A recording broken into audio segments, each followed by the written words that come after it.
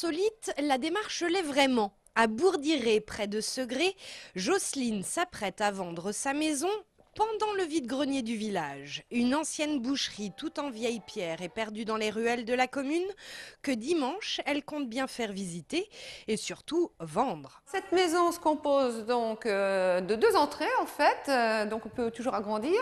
Salle à manger, cuisine. À l'étage, on a 3 chambres. Et au-dessus, on a les magnifiques greniers sur Tomette d'origine. Il y a 100 mètres carrés de grenier là-haut. Eh ben voilà mon amie Micheline. Coucou. Ça va? Oui. Micheline, la copine, a été chargée de tenir le stand sur le vide-grenier pour appâter les clients potentiels. Ça, à la limite, on peut presque défiler avec. Ça fera venir les gens. Ça fera venir les gens. Hein. Curieux. Les Américains, il y a longtemps qu'ils font ça, et ça marche. Bon, alors pourquoi ça ne marcherait pas en France? Il faut essayer. Dans les vides-greniers en général, on négocie à la baisse, mais là, Jocelyne cédera son bien au plus offrant. Allez, je donne un créneau 85 000, 90 000, et puis après, celui qui sera au plus près du 90 000 l'emportera. Et c'est dimanche soir, à la fin du vide-grenier de Bourdiré, que Jocelyne et Micheline sauront si elles ont gagné leur pari. 10 454 candidats reçus à l'examen du Code de la route en Maine-et-Loire, 8 690 à la conduite, ce sont les chiffres du jour. Les résultats du Maine-et-Loire se placent plutôt bien face à la moyenne française. En 2008, le taux de réussite au code est d'environ 70% contre 64% au niveau national. Quant à la conduite, avec 59% de reçus contre 55%, il est là encore au-dessus de la moyenne nationale. Petite nuance, il semble que les hommes aient un peu plus de réussite à l'obtention du fameux papier rose. Week-end des 24 heures du Mans oblige, ils vont être des milliers de motards à convoyer vers le légendaire circuit. À l'occasion de cet événement, un relais motard Calmos est organisé sur l'aire des Portes d'Angers dans le sens Angers-Paris. Objectif de l'opération, leur permettre de faire une pause et de recevoir des messages de prévention. Les motards sont très vulnérables sur la route. On compte déjà 6 tués en Maine-et-Loire depuis le début de l'année. La circulation plus intense que la moyenne ce week-end accroît les risques d'accidents liés à la fatigue. Les organisateurs attendent 1500 motards sur ce relais Calmos.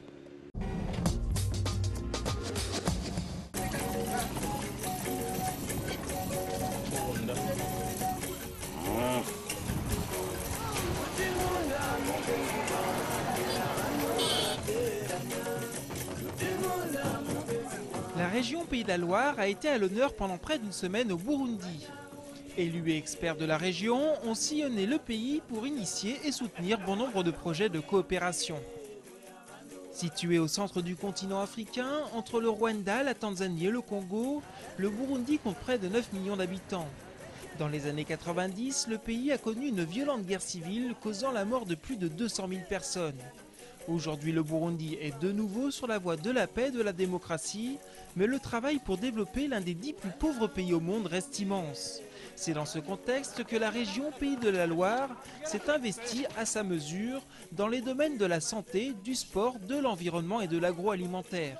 Dès lundi, la rédaction d'Angers 7 vous proposera de suivre pendant toute la semaine un retour sur cette coopération dans votre 7 minutes.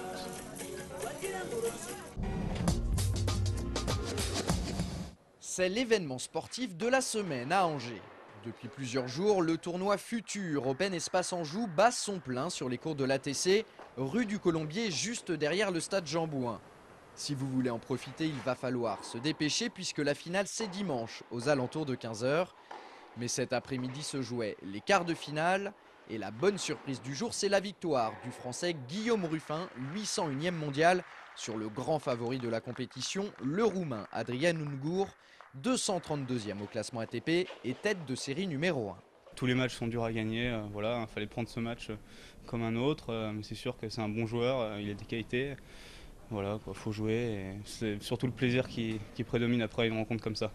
L'autre bonne nouvelle, c'est qu'avant Guillaume Ruffin, Xavier Pujol, un autre Français, s'est lui aussi qualifié pour les demi-finales. Et ce n'est peut-être pas terminé puisque 3 autres joueurs hexagonaux sont engagés dans les 2 autres quarts de finale restants. Résultat, le dernier carré du tournoi pourrait être 100% tricolore. Pour la 10e édition de cet Open, ça tomberait à pic. C'est super, surtout qu'au départ, on va dire que il y avait pénurie de Français dans le tableau en direct. C'est vrai que le fait que les joueurs se soient qualifiés et puis avoir des Français en finale d'un tournoi français à Angers, moi je suis ravi en tout cas.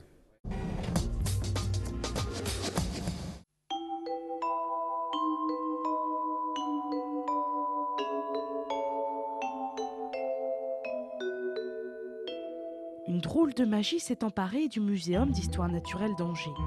Le long des murs, les mots, insectes et créations de Thérèse Bonetta et Muriel Crochet se sont installés comme échappés de leur boîte. Une exposition artistique dans un muséum d'histoire naturelle, quelle mouche les a piqués? J'avais très envie d'exposer ici. J'ai un peu tanné l'équipe du musée parce que pour moi c'est un lieu de l'enfance et bon, j'ai un travail qui s'inscrit un petit peu dans cet esprit-là. C'est un petit peu évoquer l'enfant qui est en nous.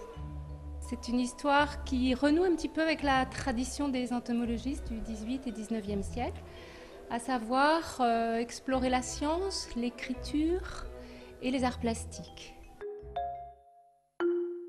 Ce fil rouge s'empare des visiteurs, les prend par la main et les entraîne parmi les collections d'animaux et d'insectes naturalisés. Une façon de redécouvrir le musée. La déambulation, c'est l'histoire d'une grosse pelote rouge. Je voulais qu'on puisse dévider cette grosse pelote et que la pelote, le fil de laine rouge, trace l'histoire comme ça dans les salles du musée. S'inscrivent comme ça dans l'architecture, ouvrent les boîtes, s'immiscent dans les collections, dans les vitrines, qu'on puisse éventuellement tricoter une petite culotte au squelette, ensuite tricoter également des petites capes au canard, écrire les mots du conte avec le tricotin. J'ai capturé dans mes filets une exposition à voir en ce moment et jusqu'en septembre au Muséum d'histoire naturelle d'Angers.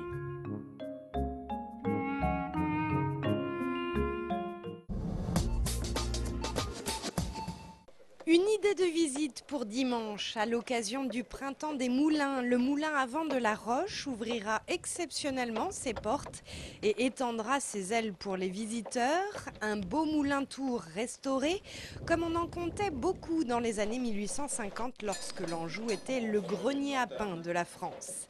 À découvrir dimanche donc du côté de la Poissonnière.